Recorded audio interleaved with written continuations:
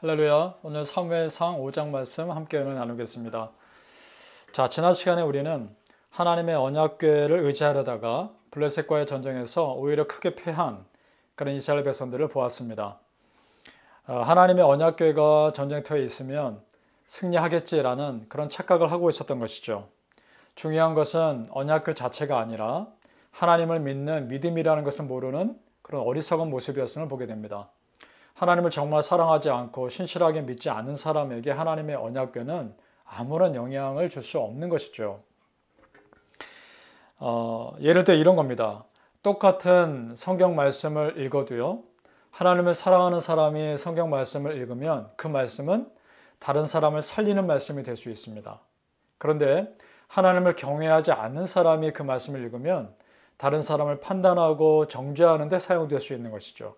중요한 것은 하나님을 향한 그 사람의 믿음인 것입니다. 이스라엘 백성들은 언약궤를 사용할 자격이 없었던 것이죠. 자, 블레셋 족속은 또 어떻습니까? 지금 전쟁의 전리품으로 언약궤를 가지고 갑니다. 그러나 언약궤는 그 정도의 그런 물건이 아닌 거죠. 전리품으로 사용될 만큼의 가벼운 물건이 아닌 거죠. 자, 그러니 그 블레셋 족속에게 어떤 문제가 일어났을지 우리는 짐작이 되는 겁니다. 자, 먼저 2절을 봅니다. 블레셋 사람들이 하나님의 궤를 가지고 다곤의 신전에 들어가서 다곤 곁에 두었더니 그들이 믿는 우상 다곤 신입니다. 참 이 상황 자체가 모순되죠. 우상 숭배를 너무나 싫어하시는 하나님, 그 하나님의 언약궤가 우상의 신전에 보관되고 있다는 겁니다. 참 모순되는 상황이죠. 자, 그랬더니 어떻게 될까요? 4절 말씀. 이튿날 아침에 그들이 일찍이 일어나 본즉 다곤이 여호와의 궤 앞에서 또다시 엎드려져 얼굴이 땅에 닿았고 그 머리와 두 손목은 끊어져서 문지방에 있고 다곤의 몸뚱이만 남았더라. 어떻습니까? 하나님께서 그 다곤 신을 무너뜨리신 거죠. 하나님의 언약궤가 우상의 신전에 있다면 당연히 이런 결과가 있을 것은 우리는 짐작할 수 있습니다. 그뿐만이 아닙니다. 그 블레셋 민족에게 재앙이 내리죠. 여호와의 손이 아스돗 사람에게 엄중히 더하사 독한 종기와 재앙으로 아스돗과 그 지역을 쳐서 망하게 하시니 라고 되어 있습니다. 쳐서 망하게 하다, 히브리어로 야크라는 말입니다. 쳐서 부수다, 깔아뭉개다 이런 뜻이 있습니다. 그러니까 치명적인 피해를 입은 겁니다. 그런 경우에 쓰는 말이죠. 자, 그래서 블레셋 사람들이 모여서 회의를 합니다. 이걸 어떻게 할 것인가? 그래서 궤를 옮기죠. 가드와 에그론으로 옮깁니다. 그런데 그곳에서도 똑같은 문제가 생깁니다. 그 당시 블레셋은요, 5개의 주요 도시가 연합된 형태였습니다. 가사, 가드, 에그론, 아스돗, 아스글론 이러한 5개의 주요 도시가 연합된 형태였는데요. 이 언약궤를 블레셋 족속에게 가져옴으로 인해서 3개의 도시가 지금 굉장한 피해를 입은 겁니다. 자, 무슨 말일까요? 이 상황이 우리에게 주는 그 메시지가 무엇일까요? 하나님께서요, 마음만 먹으시면 블레셋 그 사람들 그 전쟁에서 하나님 혼자 이기실 수 있는 겁니다. 충분히요. 자, 그런데 이스라엘 민족의 전쟁에서 패한 이유는 뭡니까? 하나님께서 능력이 약해서가 아니죠. 하나님 혼자서도 충분히 블레셋과 싸울 수 있음에도 이스라엘 전쟁이 패한 이유는 이스라엘 민족이 먼저 하나님으로부터 떠났기 때문입니다. 하나님으로부터 이스라엘 민족 자체의 마음이 먼저 떠났기에 하나님께서 그들을 도우실 수 없었던 겁니다. 도우시지 않으셨던 거죠. 하나님과의 어떤 인격적인 교제 없이 자신들의 전쟁을 이기게 해줄 도구로만 생각했던 겁니다.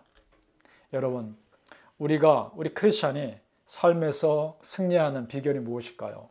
성공하는 비결이 뭘까요? 그것은 얼마나 우리가 하나님 마음에 합한 삶을 살고자 노력하는 것입니다. 믿습니까? 나머지는 하나님께서 해주실 줄로 믿습니다. 바라기는 우리 성도님들, 하나님께서 능히 내 삶을 인도해 주실 수 있는 분임을 믿으시고 하나님과의 교제에, 그 인격적인 교제에 더 마음을 쏟으시기를 예수님의 이름으로 축복합니다. 오늘 말씀에서요, 블레셋 사람들이 어리석은 고집을 봅니다. 자신들의 믿는 신 다곤보다 하나님께서 강하시다는 것을 눈으로 보았지 않습니까? 경험했지 않습니까? 그런데도 다곤 우상을 포기하지 않습니다. 7절 말씀. 아스돗 사람들이 이를 보고 이르되 이스라엘 신의 괴를 우리와 함께 있지 못하게 할지라. 그의 손이 우리와 우리 신 다곤을 친다 하고, 자, 그들 그 입으로도 고백하고 있죠.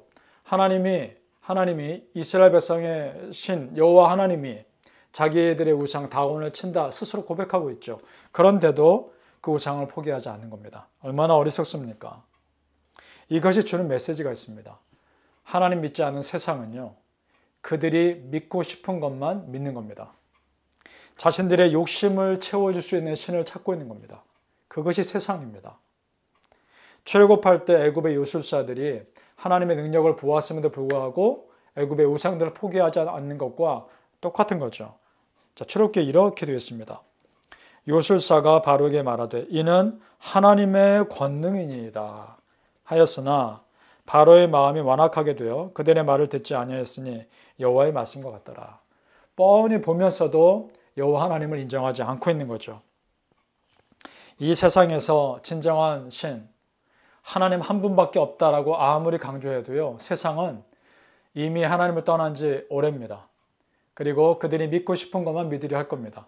오히려 하나님이 없다라고 말하면서 하나님 앞에서의 죄책감에서 스스로 자유하려고 하고 있다는 말입니다. 그러나 여러분, 세상이 아무리 거부한다 해도요, 우리 여호와 하나님은 살아계십니다. 그리고 유일하신 하나님이십니다. 그 하나님께서 우리의 삶을 주관하고 계십니다. 그리고 언젠가는 다시 심판하실 것입니다. 그리고 예수님은 심판주로 다시 재림하실 것입니다. 그때는 모르지만 분명 그때가 올 것입니다. 사랑하는 우리 성도님들, 내 영혼이 정말 건강하게 살기 위해서, 내가 이 세상에서 크리스찬으로서 정말 하나님 안에서의 성공하는 삶을 살기 위해서 내가 포기해야 될 것, 그런 고집들이 있다면 기꺼이 내려놓으시고 하나님의 새로운 은혜를 적극적으로 취하는 그런 믿음의 사람 되시기를 예수님 이름으로 축복합니다. 기도하겠습니다. 아버지 하나님, 감사합니다. 하나님, 우리 아버지 하나님께서 나에게 어떤 사인을 주셨을 때 그 사인에 예민하게 반응하며 새로운 은혜에 적극적으로 반응하게 하여 주옵소서. 그리고 그 은혜를 취하는 자가 되게 하여 주옵소서. 아버지 하나님, 현실에 안주하지 않게 하시고 하나님께서 나에게 인도하실 새로운 은혜의 길에 기꺼이 뛰어들게 하여 주옵소서. 하나님, 아버지 하나님께서 내 삶을 능히 인도하실 수 있는 분인 줄 믿습니다. 그래서 내가 어떻게 하면 하나님 마음에 합한 사람이 될 것인가 생각하며 살게 하여 주시고 나머지는 하나님께서 알아서 해 주실 것이다 라는 믿는 믿음이 우리 안에 있게 하여 주옵소서. 감사하고 축복하며 예수님 이름으로 기도합니다. 아멘.